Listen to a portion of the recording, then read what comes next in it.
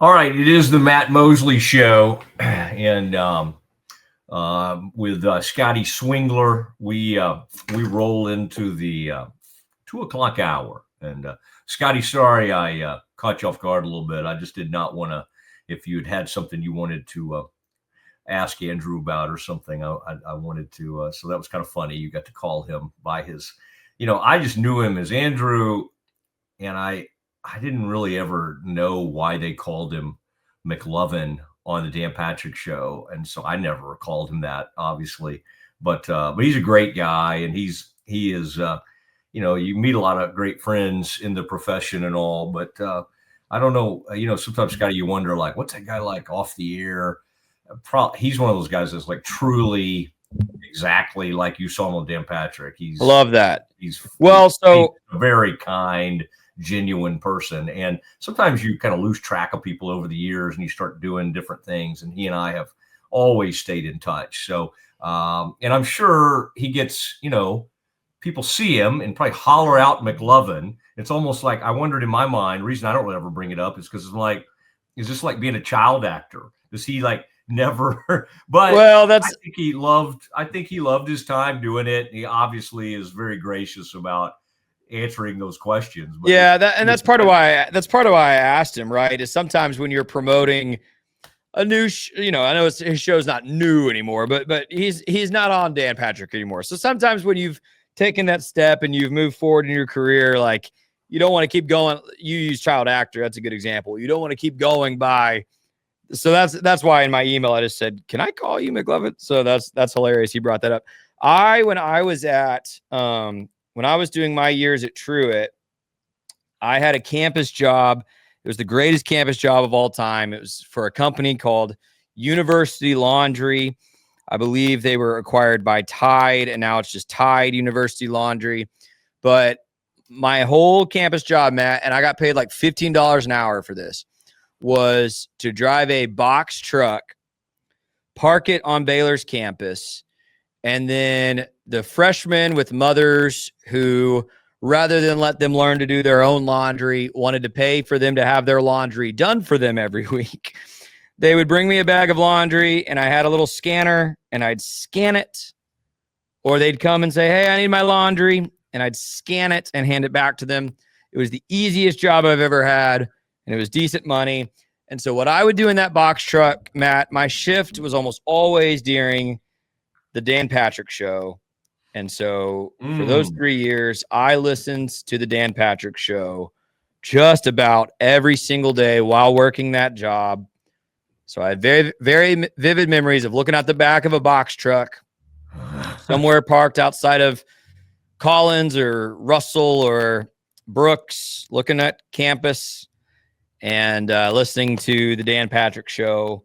And so, yeah, good memories. That's the most I've ever listened to that show, and he was obviously a key player there for a long time. So. Well, a buddy of mine that was a younger fraternity member of ours, about 4 or 5 years behind me, was one of the guys who sold that to Tide, Nathan Watkins. There you go. Yeah. So anyway, Nathan, well, let me tell you, they did student workers right, because it was super flexible hours. It was $15 an hour to start, so it was great pay for a campus job.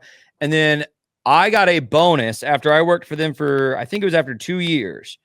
My bonus was a hammock, one of those really like parachute grade outdoor hammocks. And Matt, we haven't explored this part of my personality yet in our friendship, but I live to get into the mountains for a week, hike, sleep outside. And man, that hammock, I still use it every year to this day. At some point, I get that hammock out and go outside and sleep outside. Nice. And I thank University Laundry for that. Okay, all right, and I'll let Nathan know that we're doing this together now. He lives in my his kids go to school right down the street from where we are right now, where I'm doing the show. All right, it is the Mosley Show. You see Scotty Swingler. It is this kind of time of the day when we do some Campus Confidential, and this is where we're going to get into the announcement and Scotty, we could just play. I just want to give people a flavor at some point here in the next few minutes of what Mack Rhodes was like last night. I thought the new haircut looked good, and he was representing not only Baylor, but he's the college football playoff chairperson. Unfortunately, the Bears are not in the running this year, so he's going to have to, continue to oversee everything with Baylor while also having this huge thing. And if you think about it, they're holed up meeting all day Monday, and then they're holed up all of Tuesday, and then he gets in a room and he does this thing with Reese Davis on Tuesday evening. Now, Scotty, if we're talking about what the committee did, I don't think there's anything. Now, there may be something 1 through 25 that we can quibble with. The top 3 we pretty much knew. Interestingly, Scotty, and right now just so we have this the teams that will get the bye.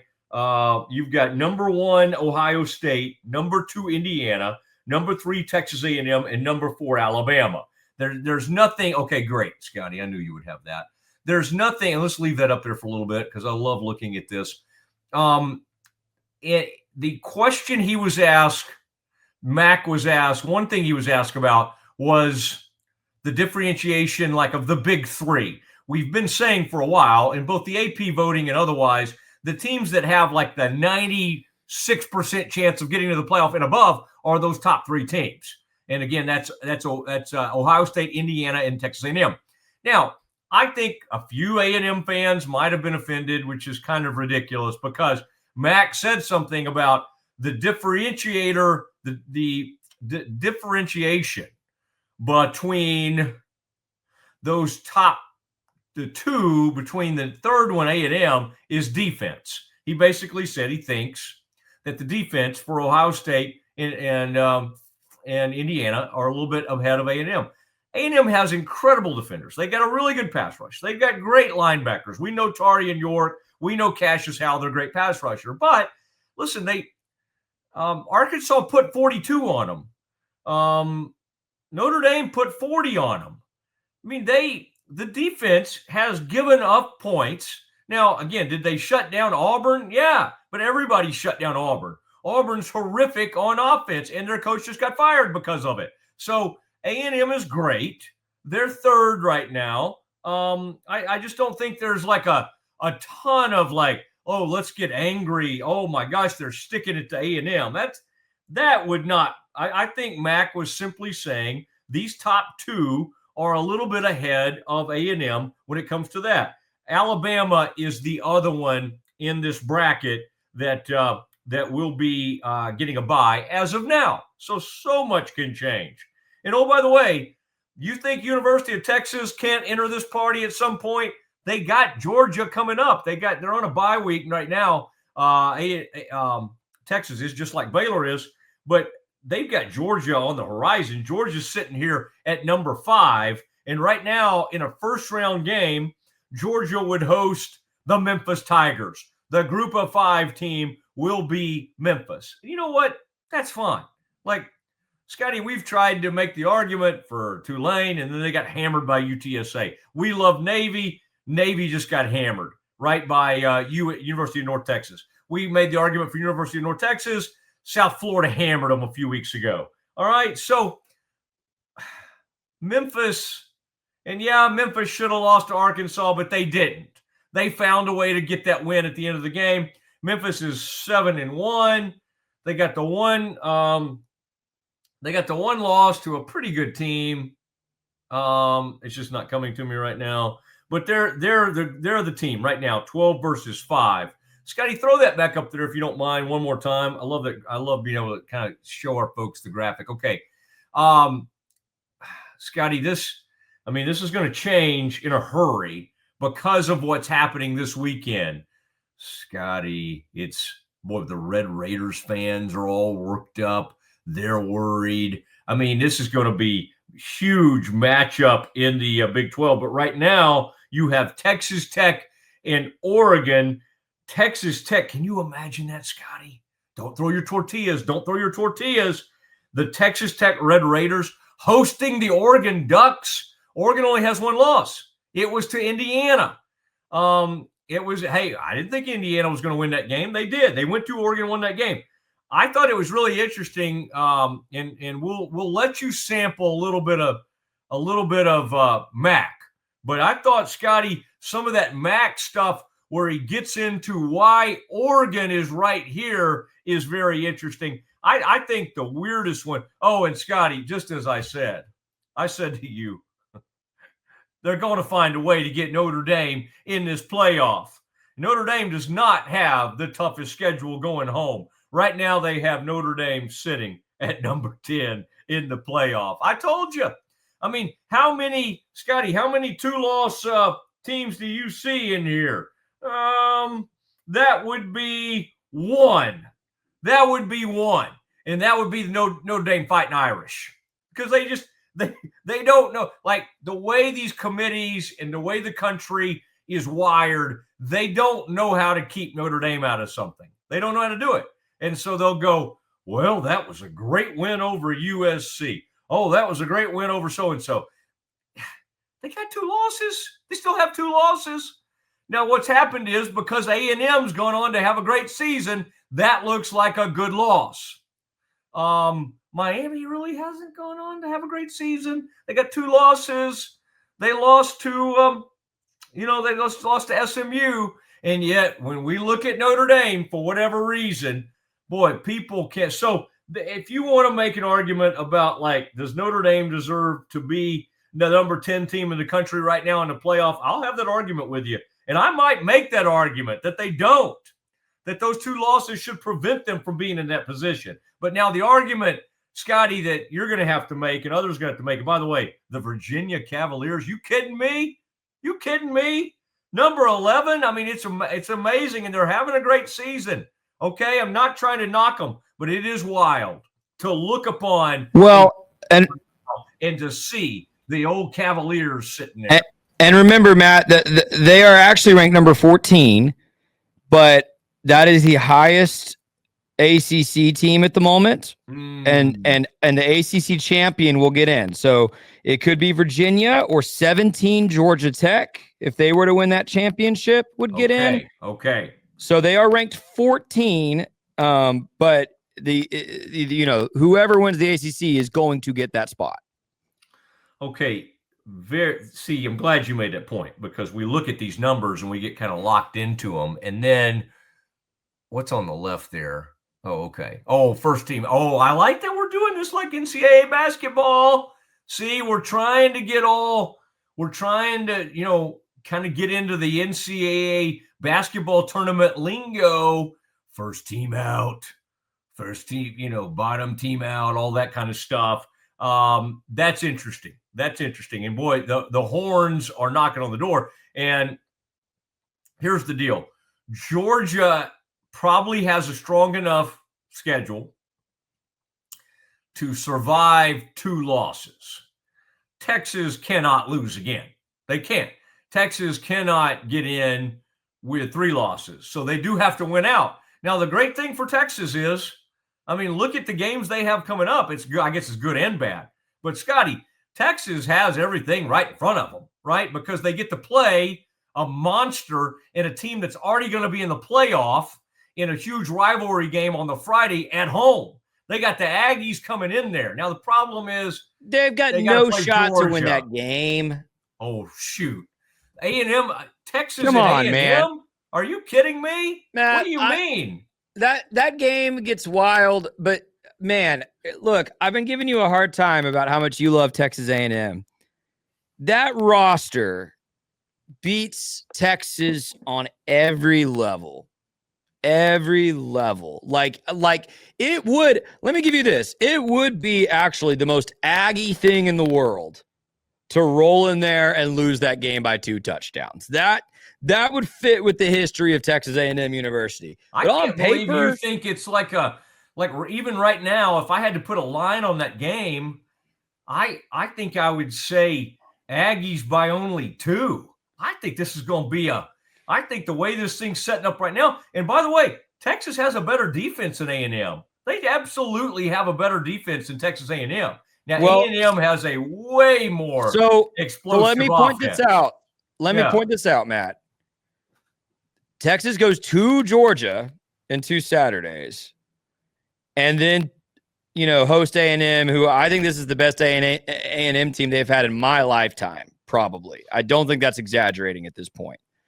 There's no shot they win both those games, Matt. Okay. Well, I did bring up Georgia, and I think, but if they somehow beat Georgia, woo, this thing. Well, and I don't think Georgia's that good. Like, I think Georgia's probably beatable, but I don't know how they win both those games. Arch Manning played the first great game of his college career last week. Like, let's slow down about Texas A&M beating 2 top 5 teams, or Texas beating 2 top 5 teams. There's no way. Well, see, I just think that's very interesting that you have this thought process, because, like, I think of the A&M Texas, like Texas OU, where a lot of stuff gets thrown out before that game. I mean, like, that's fair. I get it. And a lot of strange and weird things happen. And boy, Texas and again, there are going to be a lot of Aggies. There'll be a lot of Maroon that gets into that stadium,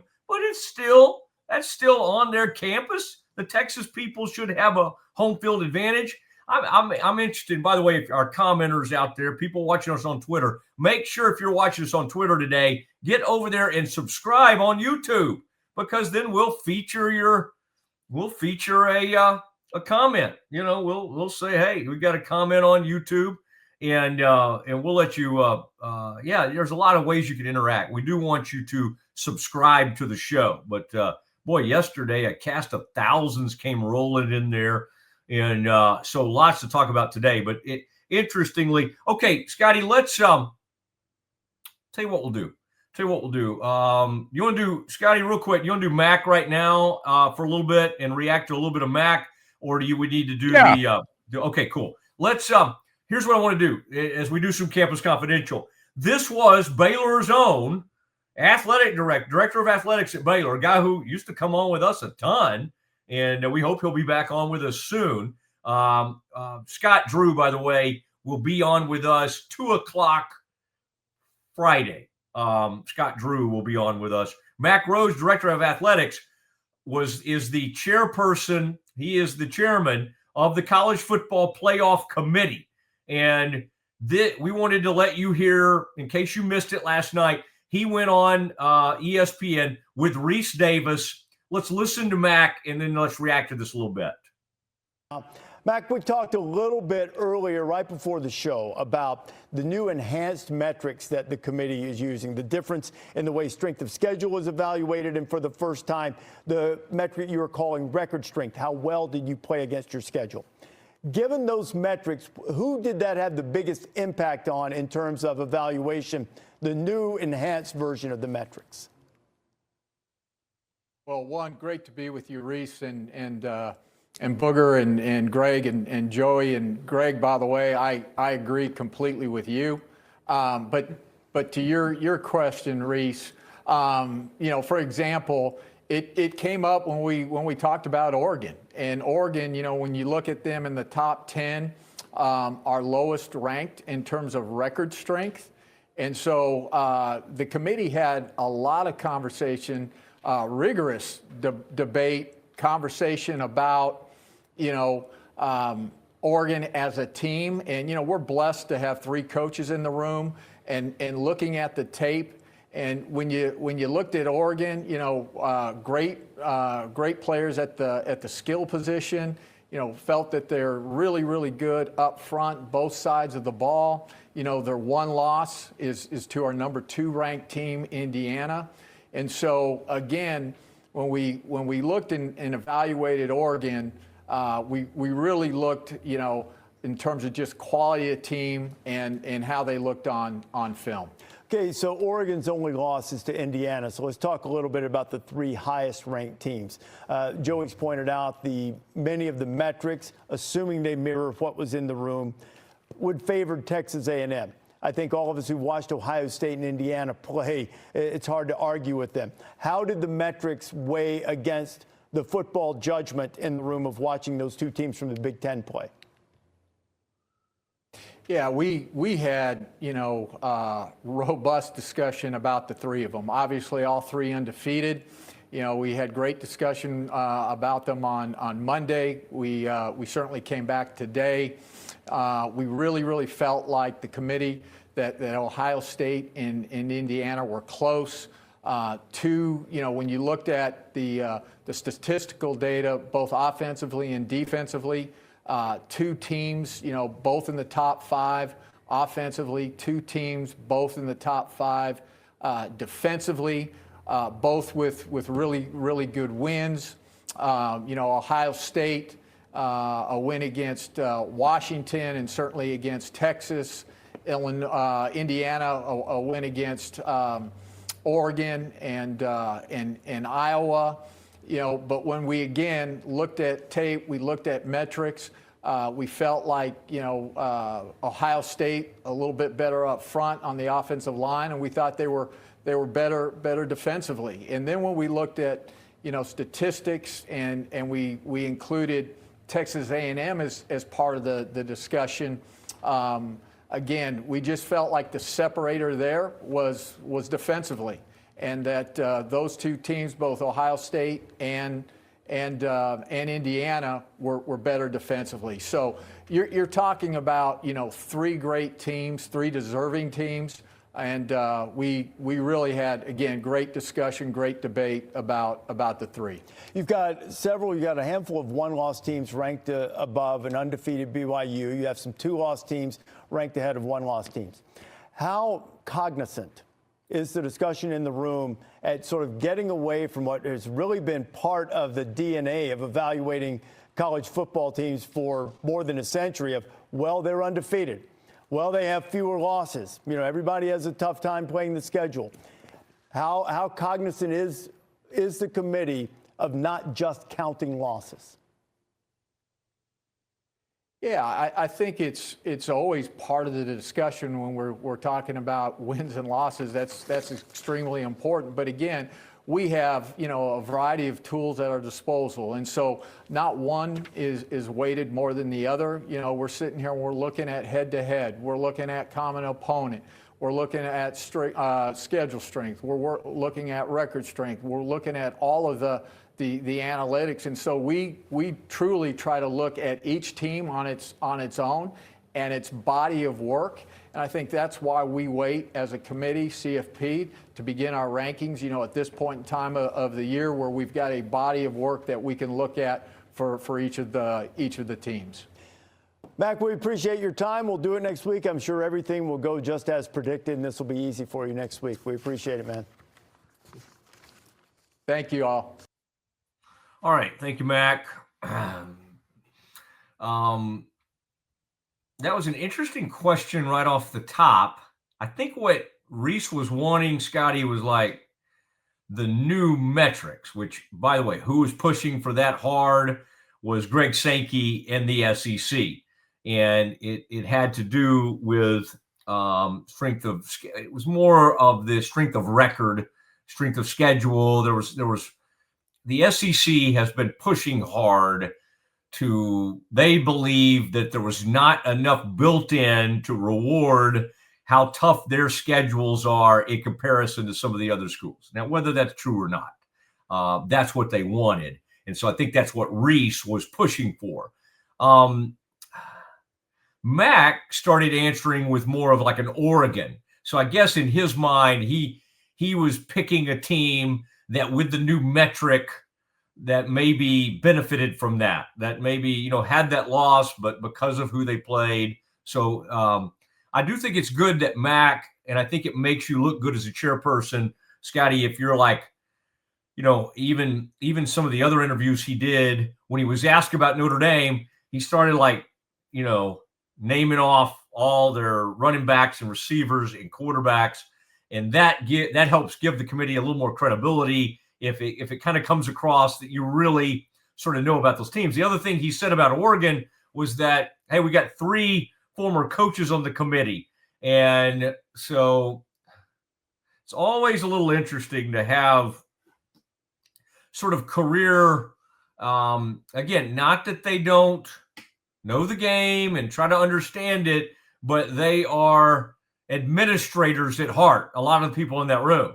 And so then you got to put coaches in. And so then the coaches get a ton of say because the coaches can go, look at this team. But it is interesting. I think they're on safer ground as a committee when they keep it more like the analytics, like this is what strength schedule is saying, this is who this team is, than if they try to start saying, we looked at this on film. I think that's when it gets a little bit like, oh, man, okay, so we got this group of people in a room up there watching film. That, this team, the old eye test, all of that. You're really, to me, on safer ground when you can kind of get the analytics of it, look at the strength of schedule, look at the record, and, what the Big 12 has to be worried about is, first of all, Notre Dame's sitting up there with 2 losses. If Tech loses and gets to 2 losses, I think the committee's going to, even if they somehow got into the Big 12 title game and even won it, they're not going to want to put a 2-loss Big 12 team in there. So one other point, Scotty, that came up that grabbed my attention is they did make a point, speaking of Tech's loss, to mention that the Arizona State loss, that they didn't have Baron Morton. They did not have their starting quarterback. Now, that backup had played well. Let's not act like Will Hammond hadn't come in against Utah and looked really, really good. But they did make a point of talking about good losses. And I hate talking about good losses, but they're going to do it. So we got to do it. We got to look at, like, what are the good. So now, Scotty, let me ask you a question. What are the best losses of the season among these teams that are being mentioned in the college football playoff? And I'll help you here. Right now, Oregon's loss to Indiana is a great loss. And you're like, well, Matt, they were at home. Like, what are you talking about? Well, because Indiana has gone on to garner all this respect, and by virtue of that great win over Oregon, then Oregon has a great loss. Same thing as Notre Dame. Notre Dame's sitting there. I mean, think about where they were. They were like 1-2. They were 0-2. They started their season with 2 losses, and they've already climbed. Think about that, Scotty. Like, there's no Big 12 team. There's no Big 12 team. There is no ACC team that could have lost 2 games early in the season and have climbed their way back up to where they would be the number 10 seed in the college football playoff. It's crazy, but it's Notre Dame. It's Notre Dame, and they're not treated like anybody else. There's no way. Scotty, if you give, there's just nobody. You think of anybody. Miami, SMU, think of the best teams in the Big 12. Texas Tech, BYU, none of them could have 2 losses and be sitting where Notre Dame is, because Notre Dame is treated like its own separate entity in college football. Is it fair? No. Has it been going on for the past 100 years? Yes. Yes. And it's why they have their own separate thing with NBC. And there it is. All right, Scotty, I'm going to let you have a chance to react to any of that. I want to, coming up quickly, though, after you react, Scotty, we want to hear from Ascension Providence, because another really cool thing that you've done with Ascension Providence, and I want to kind of let you set that up. That's coming up at this next break. But what was the biggest takeaway you had, Scotty, from that initial look at the CFP rankings? Yeah, my first reaction, Matt, and it may be my own bias because I think you feel differently, is that Texas and Oklahoma are the most overrated schools in America. I mean, you were just talking about who have you lost to. Texas lost to Florida, dude. Like, that should be disqualifying from being ranked in the top 12 as a 2-loss team at this point. Anyway, that's my opinion about that. So my initial reaction was, I think it's you're probably right to point out Notre Dame's overrated. I think Texas and Oklahoma are a little overrated. The SEC still flexes its muscles with all the teams they got in here. Matt, my other reaction, and you haven't mentioned this, I said to you late, I don't remember if it was late last week or maybe on Monday's show, that probably on Monday's show after Utah beat up on Cincinnati, that we were approaching a scenario in which it's not absurd. I don't think it will happen. You don't think it will happen. The Big 12 is positioned to get 3 teams in. The committee showed tremendous respect to the Big 12 over the ACC in these rankings. The highest ranked ACC team being Virginia at 14, followed by Georgia Tech at 17. BYU is 8, Texas Tech is 9, Utah, perhaps the most surprising team to me, at 13. So again, the scenario here being Utah wins out, they could still miss the Big 12 title game, but they'd finish with 2 losses. And if they're starting here at 13, does that mean they finish somewhere around 10 and get in that large bid? If Texas Tech beats BYU at home, and then both teams finish with 1 loss, they would meet in the conference title game. Let's pretend Tech wins at home and then BYU beats them in Dallas. You would have a 1-loss BYU Big 12 champ. You would have the team that beat them at home with 2 losses, Texas Tech. And you would have the 2-loss team, Utah, who's starting here at 13. There is a scenario, although unlikely, that would put 3 Big 12 teams in. That surprised me in the rankings and is very much on the table. All right, now this game is in Lubbock. Correct. Okay, yeah. I thought you said that Tech goes out there to BYU or something. But anyway, I'm saying if Tech beats them at home, okay, but then I got you. But then they meet BYU in the championship. Yeah, okay. Yeah, there's a lot of ifs though. There's a lot of stuff that has to happen. Sure. But when your top 3 teams are ranked in the top 13, and Utah doesn't play either of those teams. Utah does not play either of those teams the rest of their schedule. Separate of OU and Texas now being out of the Big 12, their inclination, the committee's inclination has never been to take care of other teams other than OU and Texas over the years. And, of course, Baylor and TCU know it all too well. Yes, sir. I have a hard time not thinking about that history of that. And so I did notice that some folks had brought that up, that there could possibly be I'll say this. If 3 Big 12 teams get in, the Big 10 and SEC will revolt, and there'll be a whole new format next year. Like everything would blow a lot of things up because they don't want to, they're, of course, the Big 10 still hoping that they can get 4 and the SEC can get 4, and that the SEC, the ACC, and Big 12 would agree to just accept 2 each. So the Big 12 getting 3 would just freak everything out. Now, the problem is, I still have a hard time thinking, even with these rankings, I've just watched it for too many years. Now, I don't have a lot of history with the 12-team rankings, but, I think I'd be ecstatic to see the Big 12 get 2 teams in. And the problem is, Tech's sitting pretty right now. Boy, if they lose at home to BYU, I know BYU's good, but I think Tech gets themselves into some hot water. Although it is nice of the committee to point out the whole Baron Morton thing.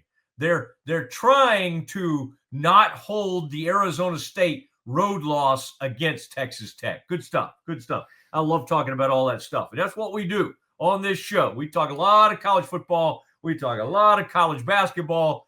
And we talk a ton of Dallas Cowboys and NFL as well. That is, of course, the Campus Confidential. All right, we'll wrap this thing up, but I do want to, Scotty, I want to, let our folks hear from the Ascension Providence. You see the banner.